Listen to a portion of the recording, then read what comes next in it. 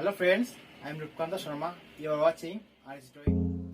প্রিয় বন্ধুরা, আজকে আমি দেখাবো ভি এবং এম দিয়ে কিভাবে একটি শাপলা ফুল আঁকা যায়। তো আপনি যদি আমার চ্যানেলে নতুন হয়ে থাকেন তাহলে অবশ্যই আমার চ্যানেলটি সাবস্ক্রাইব করবেন এবং পাশে থাকা বেল আইকনটি অল করে দেবেন। ধন্যবাদ।